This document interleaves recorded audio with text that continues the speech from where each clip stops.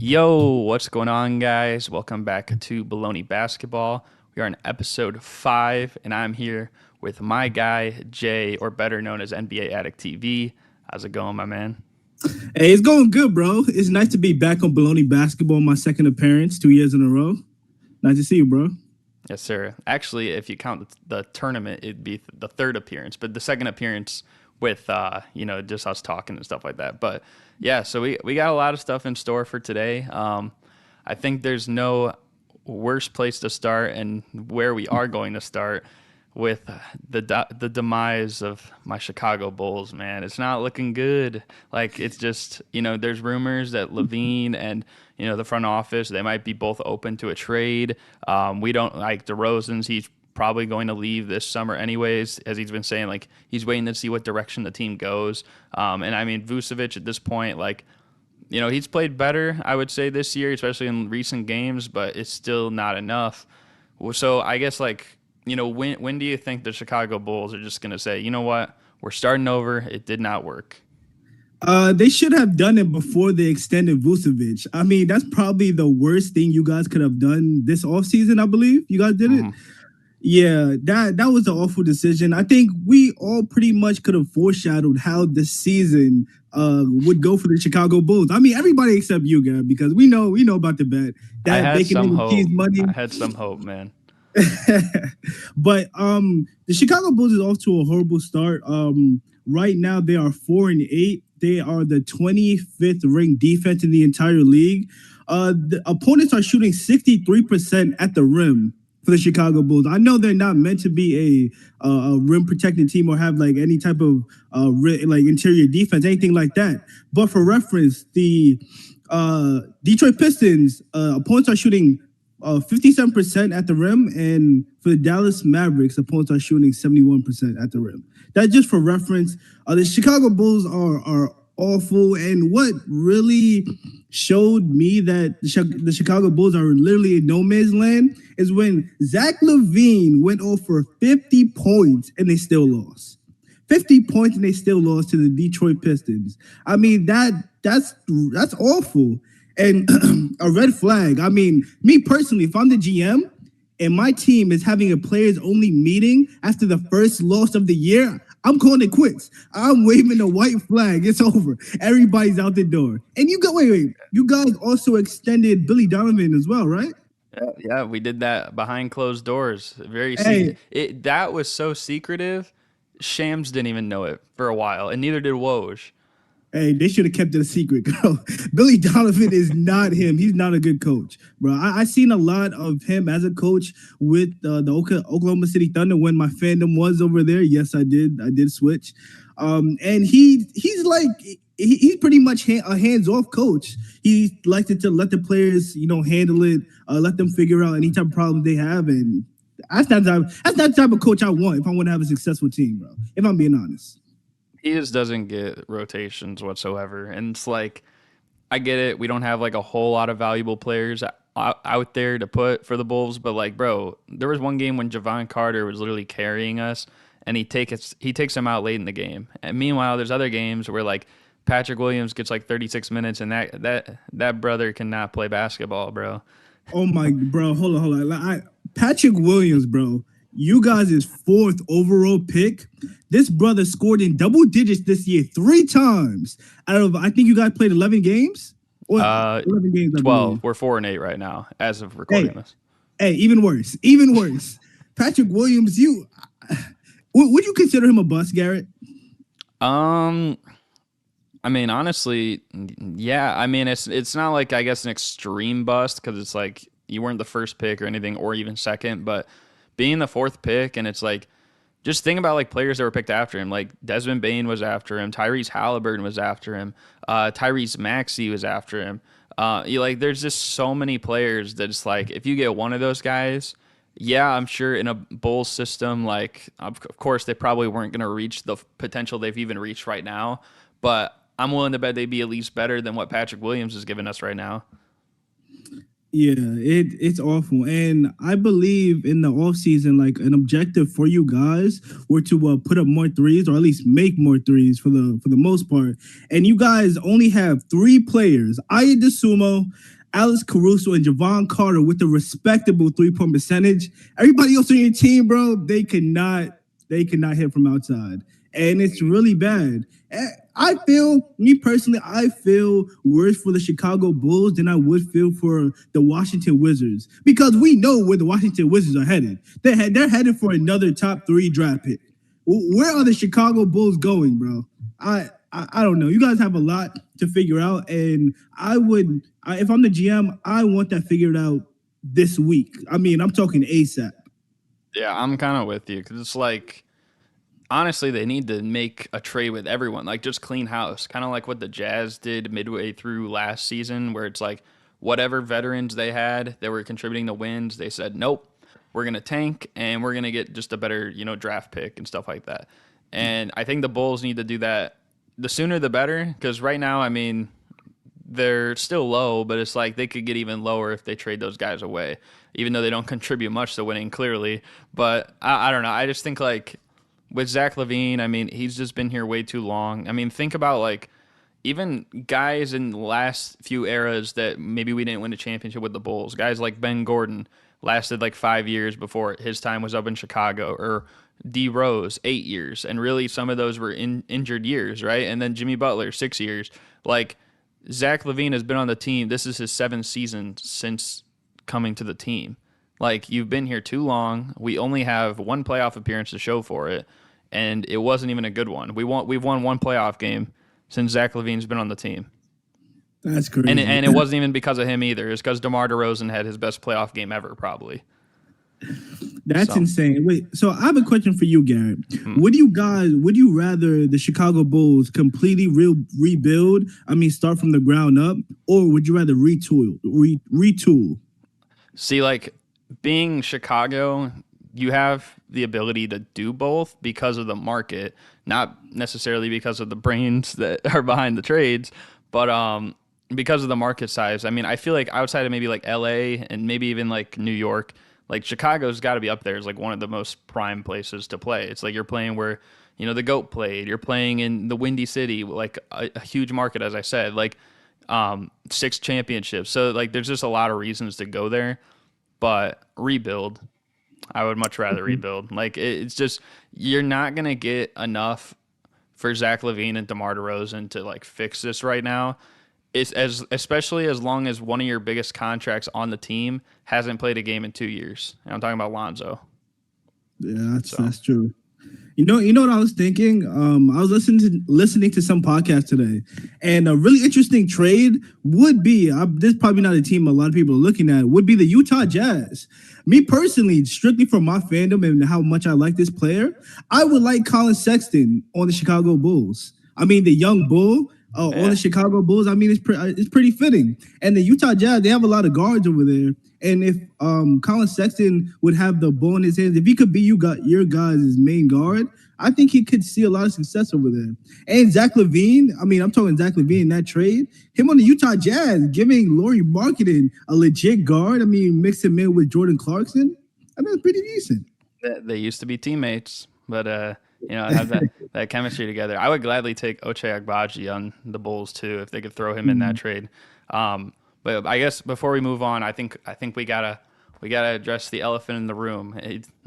We made a bet before the season, right? Yes, you did. Am I cooked in this bet? Do you think you're I'm cooked, brother? You're cooked. I'm not gonna lie, bro. I knew it. I knew it. I mean, by All-Star break, if you want to send my money in late, I would happily spend that on a nice fat bacon, egg, and cheese on the finest deli in New York City. Absolutely. $20 for a bacon, egg, and cheese is. I'm getting extra bacon on that. The finest croissant in the world. Oh yeah, of course. Right. I could get like 2 of the finest bacon, egg, and cheeses over here for like that price. Maybe 3. I don't know. But I gotta get the hockey way, bro. Come on. Nah. But anyways, if you want though, we can move on here. We could talk about some good news for a certain team in the NBA that a lot of people weren't high on after this offseason. And I'm talking about the Houston Rockets. As of right now, they've won 6 straight games. It's unreal to watch, and at least for me, I feel like right now they are the league pass team of the NBA because they're so much fun to watch. They don't have a whole lot of expectations, but they have quite a mix of like veterans and also like, proven players, maybe like fringe all-star caliber players, but you also got like young guys on this team that show out as well, and also solid depth. What do you make of the Houston Rockets and going on a roll right now? I'm not gonna lie, I am buying all Houston Rockets stock. I mean, it might be too late, it might be a little high, but I'm buying in, bro. I think the Houston Rockets are legit, and don't be surprised if they are really a play-in team. A great move that they made this offseason, besides Dylan Brooks, I love the Memphis Grizzlies missed when they let Dylan Brooks go. Let's be honest. Second team all defensive for a reason. But the most important move for me was Fred VanVleet. He brought a certain level of maturity at the point guard position. I was watching a game, right? And Fred VanVleet, a lot of times when he drives to the rim, he doesn't look to force a layup. He kicks out to let the other guys. And there was one play, well, a couple plays, but one specifically where he drives to the rim, kicks out to Sengun. Sengun makes the extra pass, gets a wide open three-pointer. That was not happening last year. They're playing through Fred VanVleet, mature point guard that's doing his thing out there. They're playing through Alfred Sengun, who is hooping. Yo, Sengun is literally mini Jokic. He's literally mini Jokic out there. And shout out to Ime Udoka. Ime Udoka is really holding the young guys on this team accountable. For the first 3 games of the year where the Houston Rockets lost, right? They started 0-3. Jalen Green's shot chart, he was taking these ugly, long contested twos, hovering around the free throw line. Completely changed. Next 6 games, if you look at his shot chart, everything's at the rim or everything's a three-pointer. This team is legit, bro. The Houston Rockets right now are a top 10 team in terms of three-point percentage. They're a top 6 team in terms of assists per game, so they're passing the rock around. They're the 12th ranked defense in the entire league, and they have the 4th best defense in the NBA right now. I mean, they're impressive. They're impressive. I think this team is legit, bro. Yeah, I think what you even just said there, the defensive side of things is probably the most impressive because it felt like they added like a bunch of like ragtag players like in the offseason, and it's like, how is this even going to work? It's going to be ugly to watch. And I'll admit, when I saw that, I'm like, I don't know how this is going to work. It just still seems like this team is missing a lot. But I think this is proving just how important Ime Udoka is. And even if the Rockets don't make the playoffs, let's say they get to the play-in and lose, I think he's still going to be probably a top 3 candidate for Coach of the Year by the end of the season because like no one expected them to have this transformation. Like you said about VanVleet, like, it felt like a lot of the time with Toronto, he loved to do kind of like, spot up, step back threes late in games. I've seen him drive into the basket a lot more. And honestly, like just with that ability and like kind of creating off the dribble and getting to the basket, it almost feels like his first step has been like quicker because he's using that more to his advantage this season. Dylan Brooks, he's had some games in foul trouble, but he's also had like big moments where he's not looking to do too much and he's really taking what the defense is giving to him and he's taking advantage of it. And, Alperen Sengun, I mean, let's face it. Alperen Sengun is an all-star.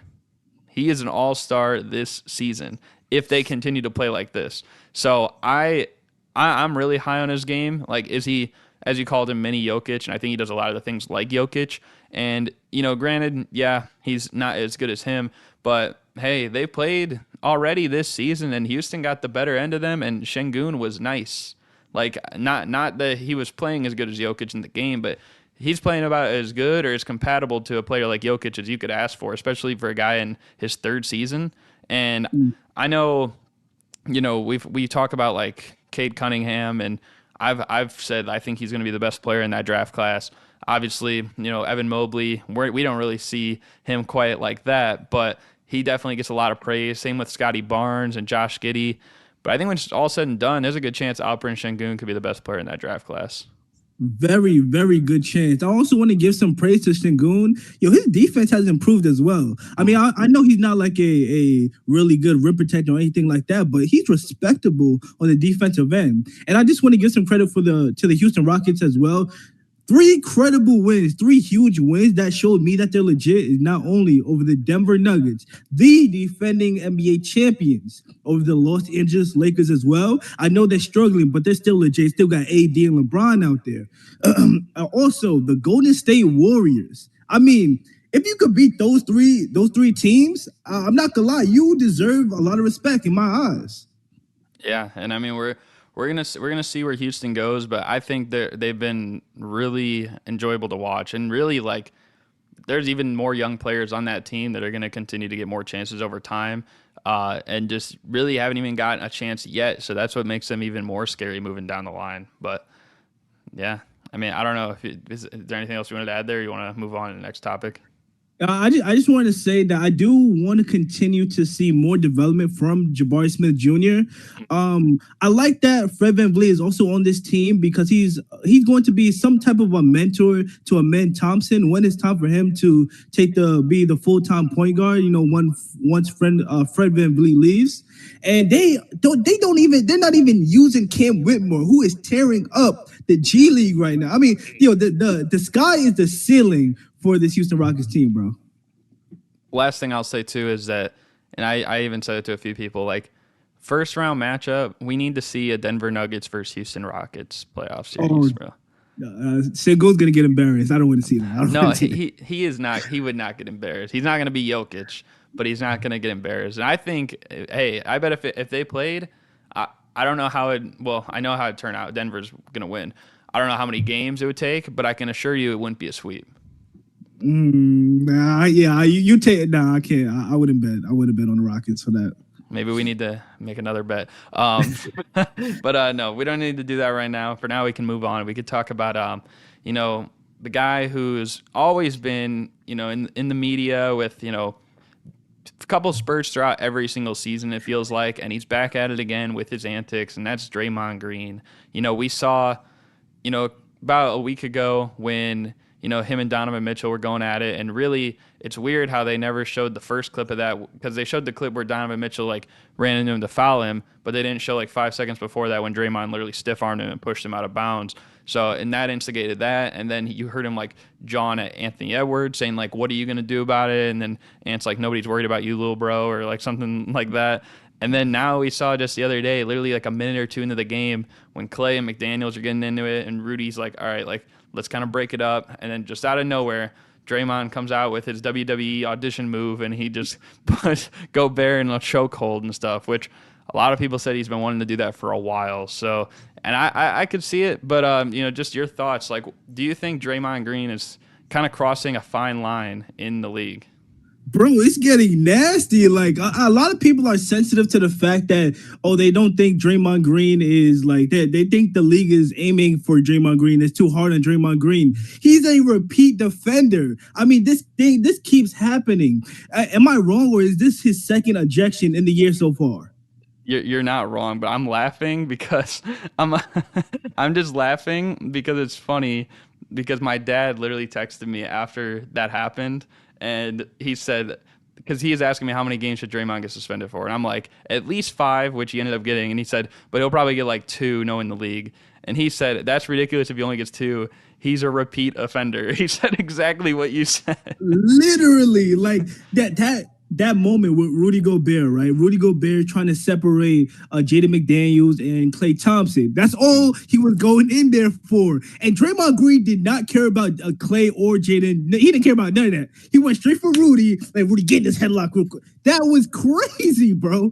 That's insane. And Draymond, what frustrates me for real is that I think at some point, the Golden State Warriors, they have to start holding Draymond Green accountable. I'm not gonna lie. I feel like they've been having him on this long leash, letting him do whatever they want, just because he got them a couple chips. I mean, yeah, granted, you want to be wild and rowdy, and you're gonna give me some championships, cool.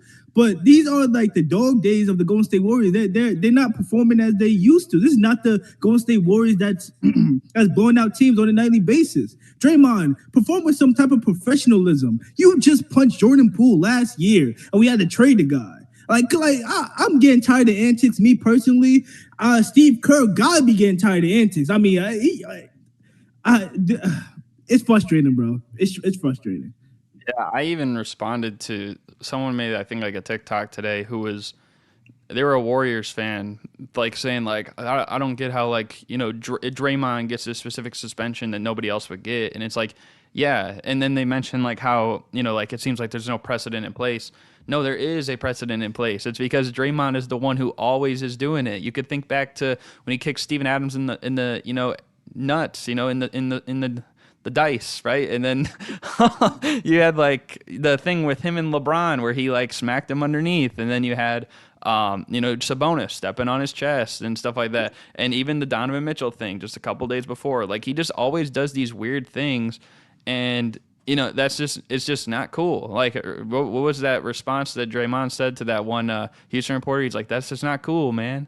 That's exactly my reaction to Draymond every time he tries to instigate one of these situations. And it's like, yeah, like the reason those other people like Clay and Kyle Anderson and Gobert got fined, which or not Kyle Anderson, Jaden McDaniels got fined, which I'm a little bit even surprised that Gobert did get fined. But like the only reason they did is because instead of a suspension is that they don't have the history of doing this. The only history that Gobert might have of getting in a fight like that or punching someone is literally his own teammate. And he did get suspended for a game, and that was like a play-in game. Like, which is like, you kind of like, you need to win if you want to get to the playoffs, right? By his own team. It wasn't even by the league. So, like, I don't get like why people want to defend Draymond Green so much. He does this all the time, and it's just a bad look for himself. He can say that he wants to be I'm the best Draymond there is. Like, cool, bro. You're the best Draymond there is. But at the same time, that Draymond it's not always conducive to winning or the best brand of basketball. And it's like, they're not going to make specific rules that like, okay, if Draymond crosses this line, then we'll call it a T or we'll eject him. But everyone else can cross a line that's like far lower. Who was it? Was it, no, it was the Hornets. I think it was the Hornets Knicks game, was it not? When I think it was like Nick Richards or something. Like he just threw his hands up or something and got like a T or something like that the other day. Maybe it wasn't against the Knicks, but it's someone like they got either a T or they got like ejected for just throwing their hands up. If that was Draymond Green, he could throw his hands up maybe 100 times and then he'd maybe get one T. So think about it from that perspective. You know what I mean? Yeah, I mean, he is always drawing at the rest. Like, if you put a mic on him consistently, you would hear some really nasty things. I mean, I don't understand it because at this point, who is he trying to fire up? What is putting Rudy Gobert in a chokehold? Who is that? Who's that amping up? I don't understand. I don't get it, Draymond. Are you trying to make up for the triple singles that you put up on a nightly basis? Like, I don't get it. I just think it's funny because I think Gobert actually cooked him after the game when they asked him, and Gobert's like, well, he doesn't like to play without his guy Curry out there. He absolutely cooked him. Hey, I did see a stat. In like 18 games where Steph Curry did not play, 7 of them, Draymond does get ejected in. So, hey, Rudy Gobert might be spitting. He might be talking that talk, man. That might be like the highest percentage for that category of like any 2-player combo ever. Hey, Robin don't like being out there without his Batman. Yeah, I don't even know if we can call Draymond a Robin at this point. He's like he's Alfred. He's Alfred. My bad. Facts. But yeah, if you want though, we can move on here. We can talk about a team that has a little bit of good news lately, and that is the Miami Heat. They, just like the Rockets as of today, are on a 6-game winning streak. Not a lot of people are talking about the Heat, and I feel like part of it is just because when they missed out on the Dame trade, everyone just like canceled out their chances this season. And even like a couple weeks ago, I think when I had like Gabe on here as a guest, like we were talking about, we think it's over for the Heat, but they're playing pretty well. Maybe not to a Boston or Milwaukee caliber, like in terms of like how much we see them as a threat. But what do you think that the Heat are still going to be a serious threat in the East this year? I'm not going to lie. I did not think the Heat were going to be a playoff team this year, and Eric Spoelstra has proved me wrong again. They are 7-4 right now, and they have a top 10 defense, which I should have expected. Eric Spoelstra is going to make this Miami Heat team a top 10 defense, no matter who is on the court. Tyler Hero came into this year with a vengeance. He came into this year with a chip on his shoulder. It's unfortunate that he is now injured, but he was hooping. I mean, he was playing fantastic. Duncan Robinson, I love that Duncan Robinson has reestablished himself in the Miami Heat rotation again. And Jimmy Butler's still doing his thing, averaging 20 on really good efficiency, who I am very impressed with, and who I'm looking forward to take another step in their game and to really snatch the keys away from Jimmy Butler is Bam Adebayo. We know the defense he gives this Miami Heat team every single night. He's one of the top 5 best defensive bigs in the league right now, maybe top 3. But what I'm looking for is for that mid-range shot to hit consistently. And I think that's what he's been working on this offseason because I've seen it a lot so far to start the year. And he's been shooting it at an okay percentage. But once he masters that mid-range shot, Bam Adebayo, I put him up there as a top 4, top 3 big in the entire NBA. Yeah, I mean, I just think that the Heat, they're playing – a lot of it is playing well, mainly because, like, I think just the expectations right now are so low that nobody's even paying attention to them. And it's weird because, like, I think that's kind of been the norm for them most of the last few regular seasons, even after they made the finals last time in 2020. Like, I think people thought, like, it's kind of whenever they're going to turn up in the playoffs and stuff. And if they can just get to the playoffs, you know, things are going to be great. Like, really, Jimmy Butler hasn't even had that great of a season so far, and he's even missed games. Like, so to think, like, Bam is, like, I don't think it's crazy to say Bam has been their best player this season when you factor in how many games they played and just how well they played. I think Tyler Hero was probably, you could argue, playing like their best player until he got hurt.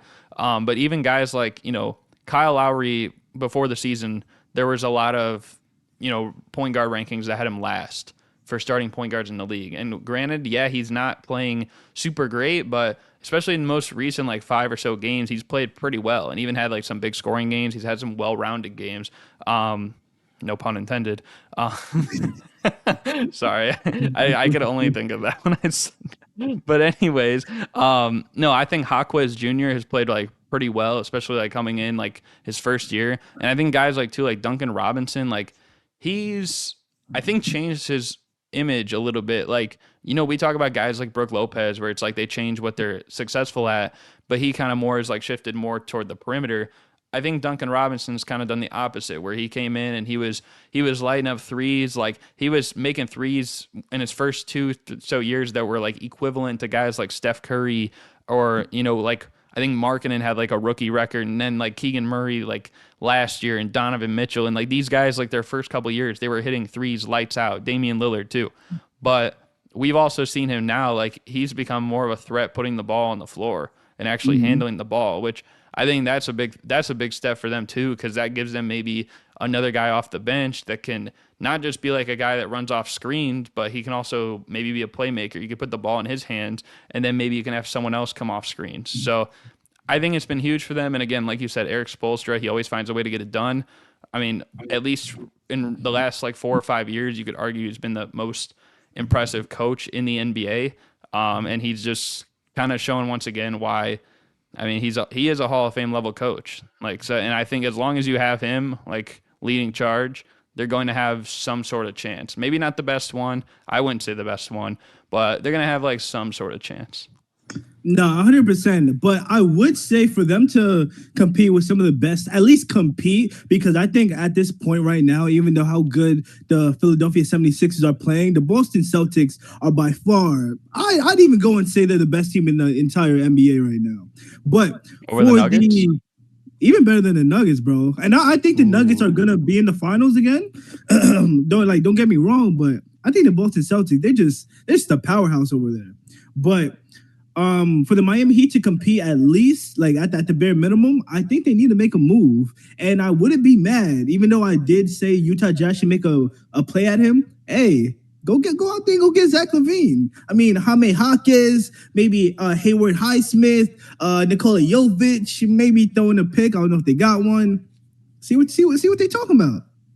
I'm not gonna lie, I would gladly take those guys on my team because I think all of them have potential to, you know, reach new heights that they haven't even got to right now. And like, at least for Haywood Highsmith and Jaime Jaquez Jr., like, I think both of them have played like really well this year. You know, Jovic has kind of gotten some time too, But I think those two especially like have played well enough that if you put them on a new team, you give them even more of an opportunity.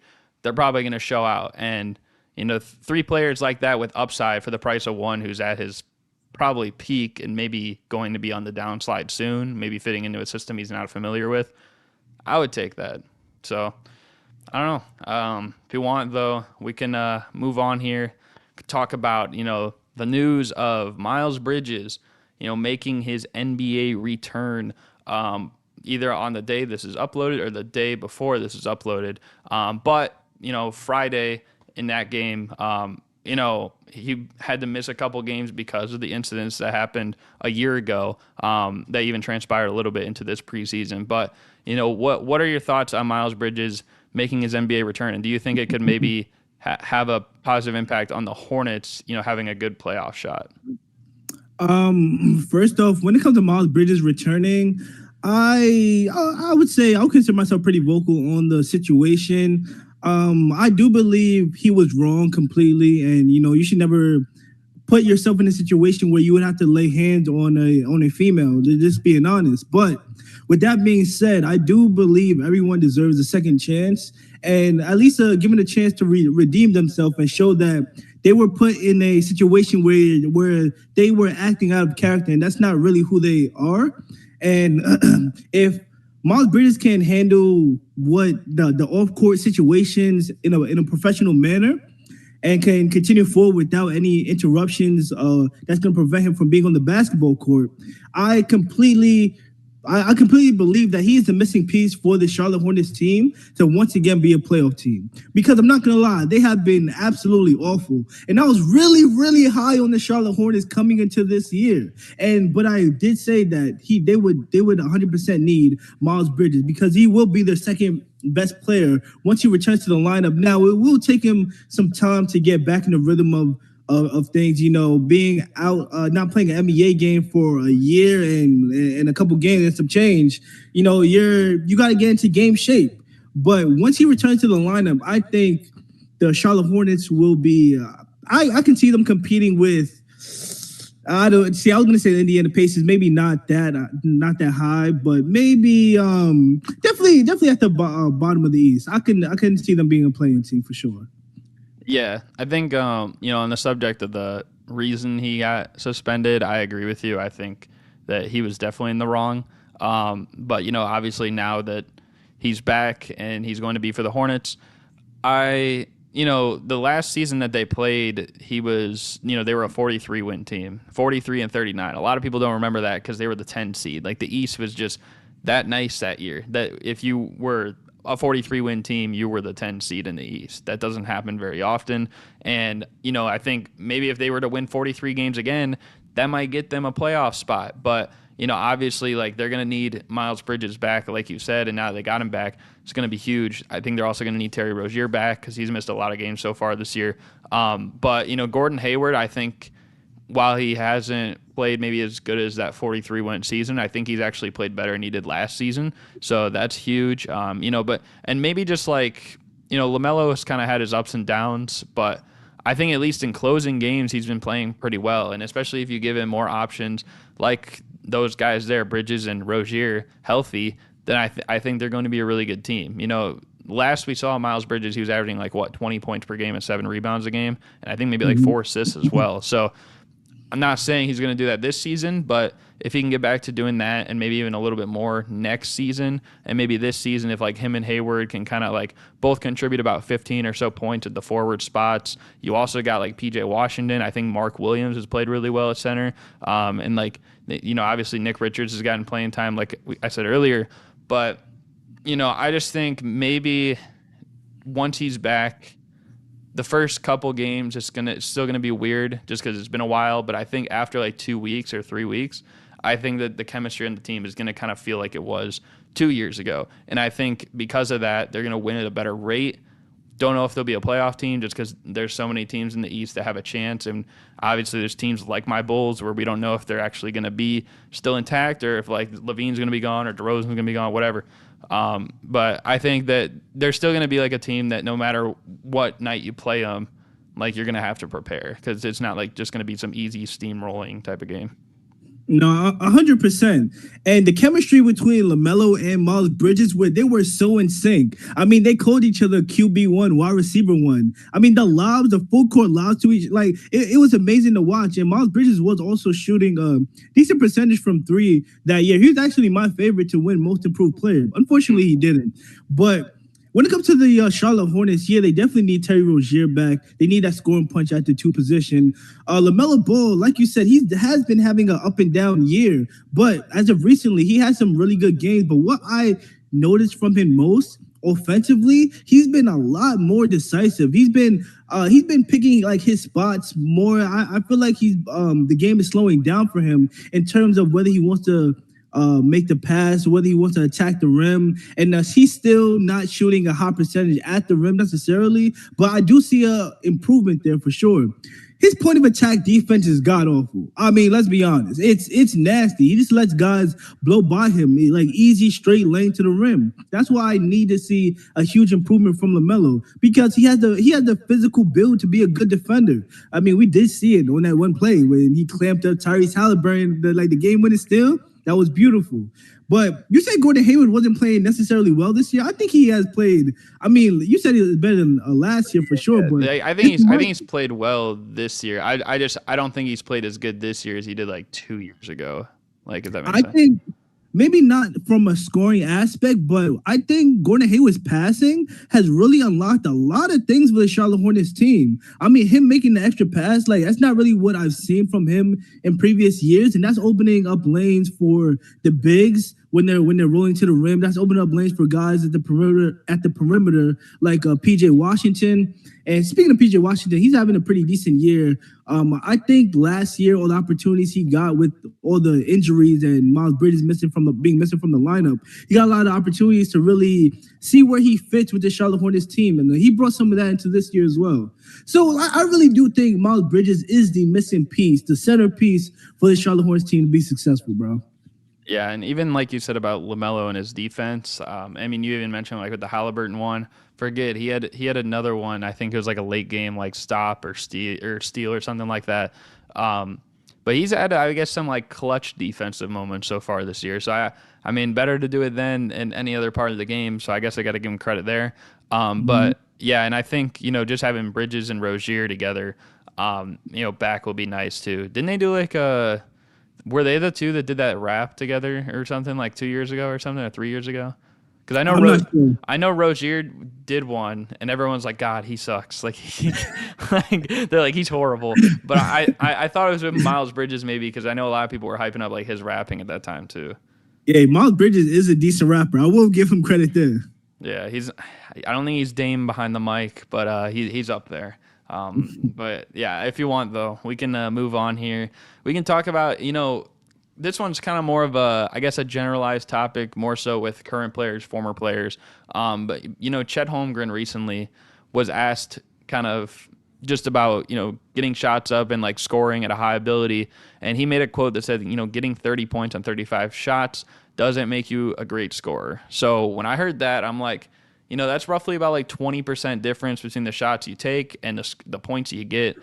And I'm thinking of like what players have had that in their career. And like some of the names that come to mind are like Allen Iverson, Russell Westbrook, George Mikan, if you really want to go far back. And like there's other people that were kind of mentioned in there that maybe they don't fit that criteria. But like, we've seen guys like Carmelo Anthony get slandered as like a shot chucker or like Kobe even. Like, so I guess like, not even if you agree with Chet's take, I guess it doesn't like mean all those players are in that category. But like, I guess first of all, do you agree with his take? And then, what do you think it says maybe about some of those other guys that might not have the best efficiency when scoring?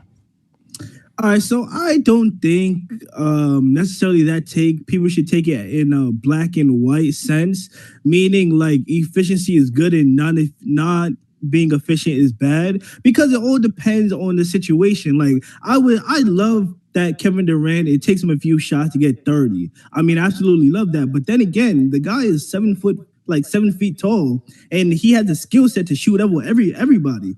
Not everybody is built like that. And When it comes to being inefficient, I do think, like I said, it comes, it depends on your situation. Context matters. For instance, my favorite player is Russell Westbrook. There's a lot of seasons that where he was the main scoring option, where he necessarily had to get 30 on about 35 shots, because if he were to defer or pass it to his teammates, he had Andre Roberson on the wing. I mean, that's a bad option. I mean, it took a couple years, but early in the days, Jeremy Grant on the wing was a bad option.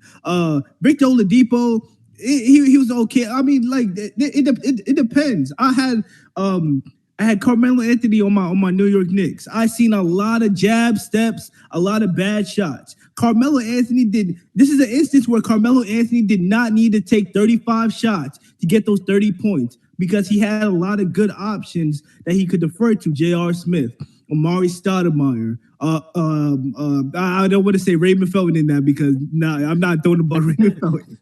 But it really all depends on the context. And if it takes my player to get 30 on 35 shots, and that means that he's giving us a chance to win that game, then by all means do it.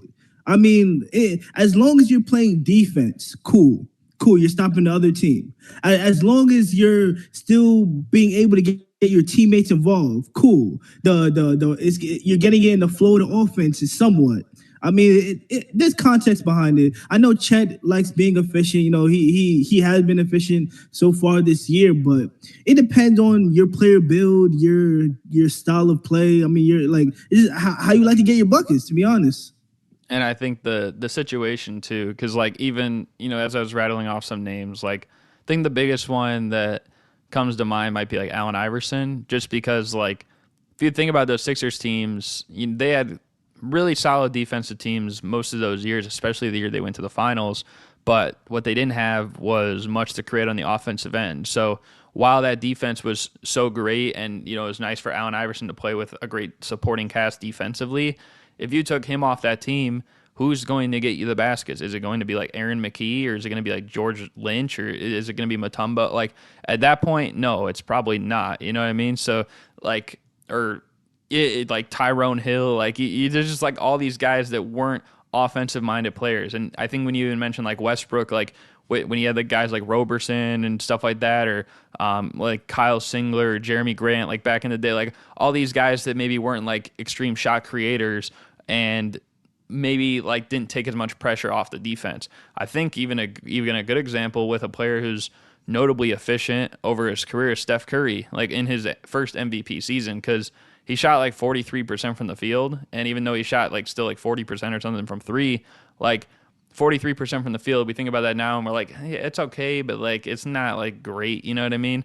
And just think about like the other like playmakers on that team. Like Clay would come off screens and stuff like that, but outside of that, who else was going to put pressure on the defense as a scorer? There wasn't like really all too much, you know what I mean? So I think like it just depends on the situation for sure. Sometimes you can get like 30 points on 35 shots, and it's it's fine, because especially if it leads to a win.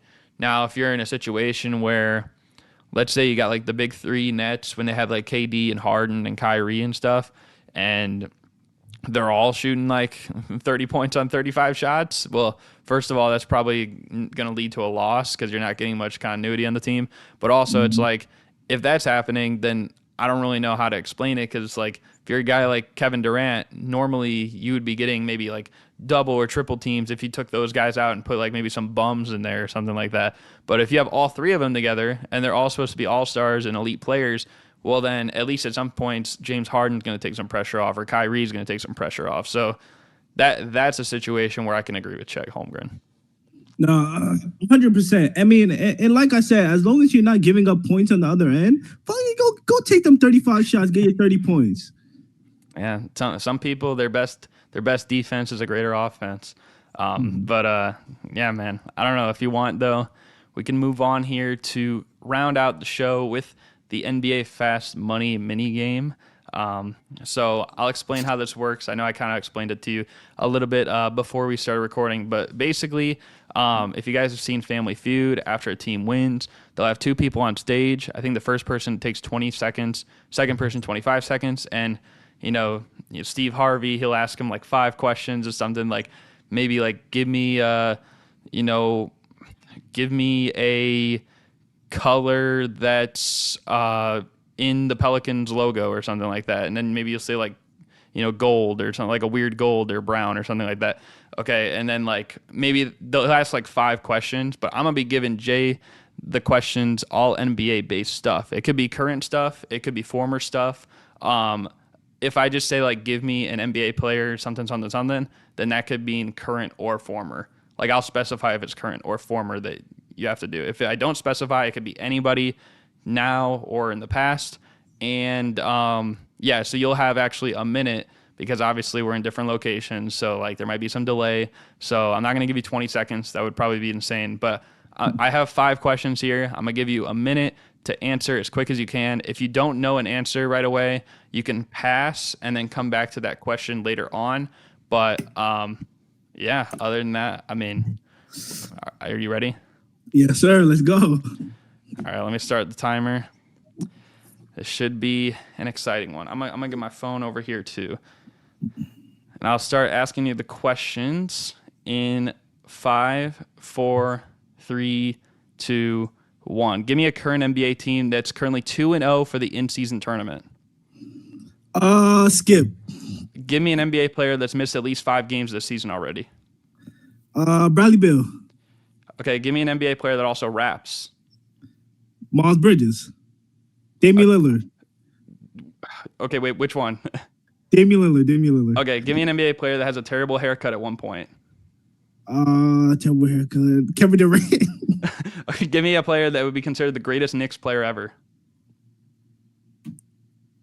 Patrick Ewing. Okay, back to the first question. Give me a current NBA team that's 2-0 for the in-season tournament right now. Oh, Indiana Pacers. Okay, that is time. You got that with about 18 or 17 seconds left. Okay, so the first question, again, was that one as we skipped it. Give me a current NBA team that's currently 2-0 for the in-season tournament. You said the Indiana Pacers, and that got you 9 points.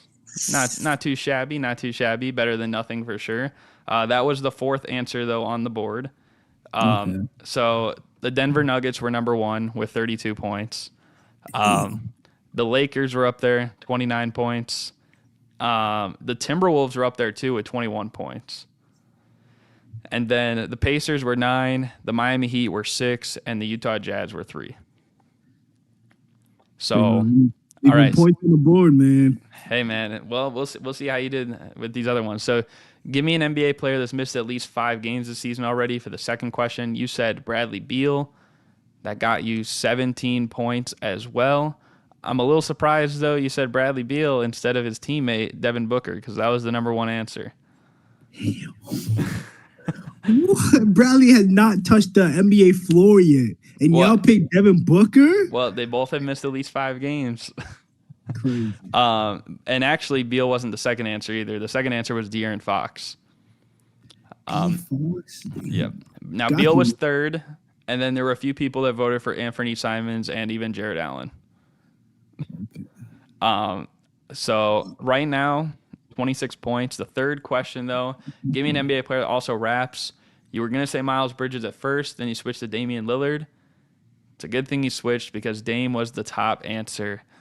Yes. Got you 37 points. Need everyone. If you would have said Miles Bridges, that would have got you points, but it only would have got you 2. They got switched. Yeah, this is one that like current and former players applied. So the second answer was actually Shaq. The third answer was Ron Artest. And then other guys getting votes on here were Lou Williams, Lonzo Ball, and Allen Iverson. Did not know Ron Artest rapped. Wow. He had that one champion song after the Lakers won in 2010 or something. But I don't know if he ever came out with anything else, but I know that was a big song. So the fourth question, though, give me an NBA player that has had a terrible haircut at one point. Now, I know I fell with this one. again, I didn't specify current or former, so it could have been anybody. You said Kevin Durant. That was unfortunately not on there. But okay, so what was on there though? The top answer actually was a former New York Knicks player, and he was horrible for you guys. But it was Elfrid Payton. Yeah. I tried to suppress those years of Alfred Payne in the back of my mind. Dennis Rodman was number 2, which I'm a little surprised because like his is mostly just he changed the color of his hair. It wasn't so much like a haircut change, you know. But other guys on here were Anderson Varejao, Adam Morrison, Jeremy Lin. Like remember when he had that like crazy mohawk thing? I was about to say he had some cool hair. Yeah, and he had the one where he had like an interesting bun. But also Joakim Noah, Ron Artest was on this one too. Yeah, there's just a wide variety of players. Anderson Varejao, all he had was like an afro. What? I think it's because like it looked like so messy or something. I don't know. I probably honestly like I feel like Anderson Varejao. I probably wouldn't have considered him on here. I don't know if I would have considered really Joakim either. Maybe that's my Bulls bias, but like I feel like they kind of have the same hair, you know? Yeah, I should have picked Dennis Rodman, but I didn't consider that like terrible necessarily. But yeah, I don't know why. I mean, I'm sure at points he's had probably terrible haircuts as well, but like most of what we've seen like on the court, like it's just like he has green hair, like blue hair or purple hair, you know? Wait, who did you say was number 1? Elfrid Payton. Oh yeah, Elfrid Payton. Suppressed it again. I forgot. And the last one, give me a player that could be considered the greatest Knicks player ever. You said Patrick Ewing. Gotta be. That was not on the list because it was number 1. Okay. I was about to say no way. No. See, I was about to pick Carmelo Anthony. I was like, wait a minute. Yeah, Patrick Ewing that got you 36 points. The next highest answer was Willis Reed, and then the only other players that got consideration were Walt Frazier and of course Melo got some. We had Melo fans. But overall, you got 36 for that one. You got 37 for Dame. You got 17 for Bradley Beal, and you got 9 for the Pacers. That brings your total to 99 points. Dang. You're one off the 100, but that's still pretty good because usually in the show, people try to aim for like 100 or so. I don't know. How do you think you did? I think I did okay. Definitely didn't pay enough attention to who was winning the in-season tournament. Definitely got tuned in more. And the haircut one messed me up. I do think I'll stand on business when it comes to KD having a bad haircut. I mean, come on. But yeah, he does have a bad haircut. I'm a little surprised he didn't get on there, but I think maybe they weren't thinking so much about like his bald spot. But Joakim Noah on there, but not KD. It's crazy. I think honestly, if the question was give me a player that needs a hairbrush, I think he definitely would have been on there. 100%. Because you always see the memes of that, you know. But yeah. I mean, so I think you're somewhere in the middle as of right now. Like I said, I've only done like 4 people, so I think you're somewhere in the middle right now with the scores. So you didn't do too bad. But yeah, man, I thought overall, you know, this is a W episode. I don't know. I think hopefully though you guys enjoyed, and if you tuned in for the whole thing, then you are a real one, a W. You got any final thoughts before we wrap this thing up? Hey, it was a pleasure being on Bullony basketball again, bro. And I'm coming for my Bullony basketball championship. I know I only scored 99, but next time, second round is up. I don't know who my opponent is, but it's up. We'll have to see. Again, appreciate you coming on. If you guys want to check out my guy Jay, you can check out his channel. I have his stuff down below. But yeah, again, hope you guys enjoyed. Thank you guys for watching, and we're out. Peace.